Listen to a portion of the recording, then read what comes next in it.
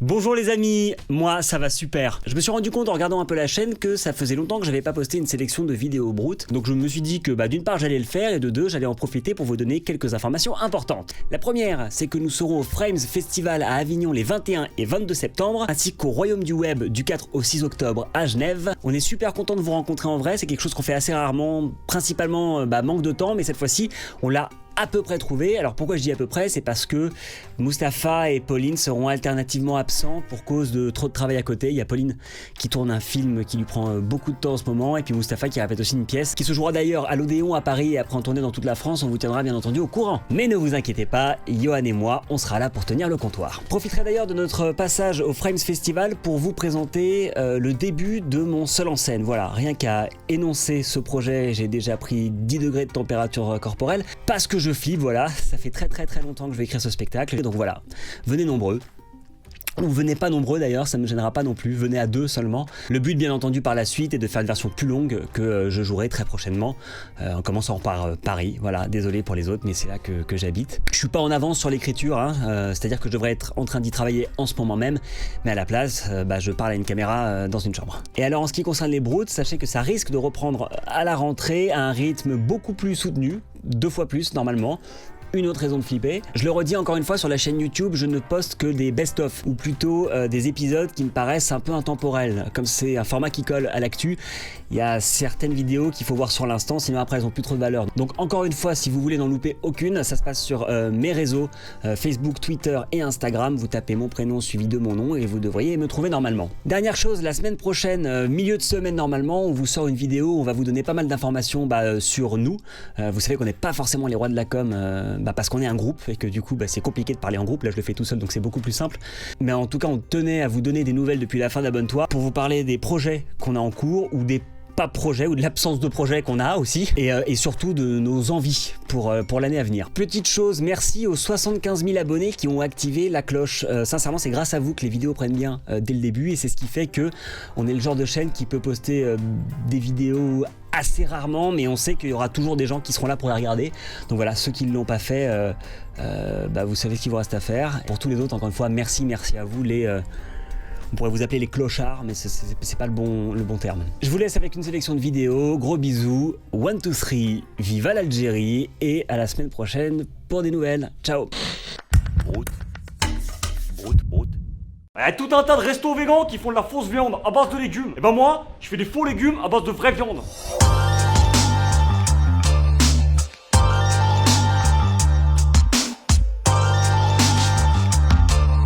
À la base, c'est un ami végan. Il m'a fait manger un steak et à la fin il m'a dit je t'ai bien eu, c'était du pois chiche. Bon, je lui ai fait la même chose. J'ai fait bouffer une ratatouille, pour la fin je lui ai dit c'est la tête de veau. J'ai perdu un pote mais j'ai trouvé une idée. Ça par exemple, c'est du faisan. Pas mal Pour moi, aimer les animaux, c'est aussi aimer les manger. J'aime, donc je mange. J'aimerais que ma femme elle soit avec moi aujourd'hui pour vous dire la même chose. Non, elle est pas morte. Elle est dans le sud avec la belle famille. J'aime ma femme mais je vais pas la bouffer. La salade c'est chiant parce que ça a pas de goût. Goût, tu reconnais? C'est des abats.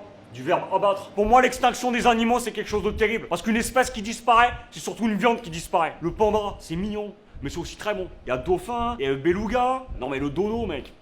En fait, le truc est simple, le véganisme. Si c'était si bon, il y a tout le monde qui en boufferait. Mais le gamin, on lui dit quoi au gamin? Finis tes épinards, on lui dit pas finis ton veau. Bon, parce que le veau, il l'a déjà fini.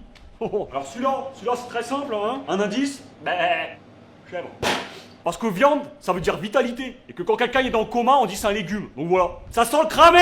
Les végans, c'est simple, ils nous font chier. Ils disent on tue mal les animaux. S'il faut jouer au con, moi je trouve qu'il y en a, ils cueillent mal les pommes. Et celles qui sont pas de la bonne taille ou de la bonne teinte, on les jette. Et sur quoi? Sur des critères de couleur. C'est l'apartheid dans les vergers. Ouais, s'il faut jouer au con, vous êtes tombé sur plus con que vous. Je suis très con, moi. Je suis plus con que toi. Je suis un sacré gros con. Ça c'est de la salade de fruits. Donc t'as 5 types d'animaux différents à l'intérieur. Pour le dessert. Faut laisser les gens faire ce qu'ils veulent, manger ce qu'ils veulent, s'habiller comme ils veulent. Sauf le voile. Faut laisser faire que ce qu'ils ont envie de faire. Donner des droits aux animaux, c'est faire perdre des droits aux hommes. Et pour moi, la liberté, c'est comme la bouffe. Chacun son assiette.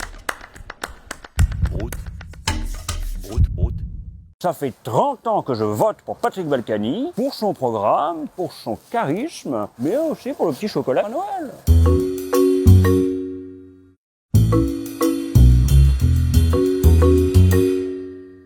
Moi, je vous le dis, je suis contre la dette publique. En France, le Valois, par contre, je suis pour.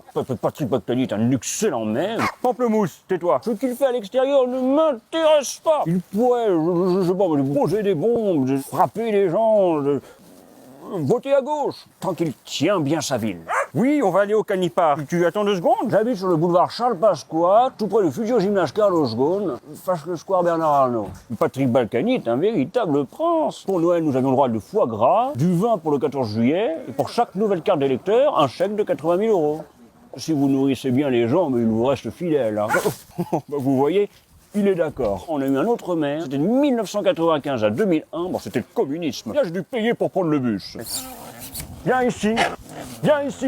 Il n'y a pas que les seniors qui sont bien traités à Levallois. Mon petit-fils de 8 ans, il est parti en classe verte aux Seychelles. Ils en ont profité pour lui ouvrir un compte offshore. Il sait bien s'occuper de ses futurs électeurs. Hein.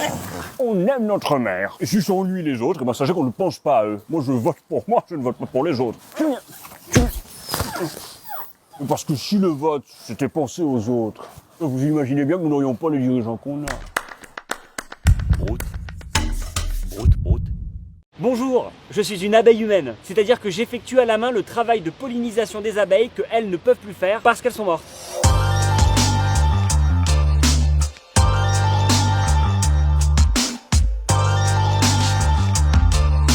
Il faut savoir qu'il y a un tiers de l'alimentation mondiale qui dépend de cette espèce en voie d'extinction, ce qui représente une formidable opportunité d'emploi en France. Ça peut être une chouette manière de combiner la 4e révolution industrielle avec la 6e extinction de masse. Là tu vois, j'ai une notification, il me dit que c'est pas loin. Voilà, fenouil, c'est là. Hop, et c'est parti. Et on va livrer. Bah, c'est-à-dire que je suis comme une vraie petite abeille, je me promène de fleur en fleur, voilà, et puis ce qui est cool, c'est que je peux garder pour moi les restes de pollen. Dans mon sac j'ai un compartiment pour faire mon propre miel. Puis j'ai même un petit pic pour me défendre en cas d'agression. Et hop, 16 centimes. Alors c'est sûr que ça demande des petits aménagements. Par exemple le soir je prends 2 douches parce que ma copine elle est allergique au pollen. Mais je suis mon propre patron, je suis libre, je fais les horaires que je veux. Hein. Par exemple là, ça fait 18 heures que je travaille non-stop. Et si j'ai encore envie de continuer pendant 10 heures, j'ai le droit. Et je vais le faire sans manger parce que j'adore ma liberté. Mais bon, c'est vrai que parfois c'est dur. Hein. J'ai le statut d'auto-entrepreneur. C'est-à-dire que si je veux dénoncer mes conditions de travail, j'écris un courrier avec mes plaintes dedans, je constitue un dossier avec toutes mes preuves, et puis je brûle tout, parce que ça sert à rien. Mon employeur me refuse une protection sociale parce que bon, ce travail est soi-disant un complément de revenu. Le problème, c'est que ce revenu, il est complété par mon autre travail, de chauffeur, chez Uber. Et ils me disent approximativement la même chose. C'est vrai que les abeilles, c'était une belle masse de travailleurs gratuits, mais bon, elles ont pas su s'organiser en syndicat. Et moi, je pense que le marché est trop concurrentiel pour des insectes. En tout cas, si l'homme a bien compris une chose ces dernières années, c'est que la nature est une chose trop sérieuse pour être laissée aux mains de la nature. Broute. Broute, broute. Un automobiliste a parfaitement le droit de polluer, à condition qu'il pollue chez lui.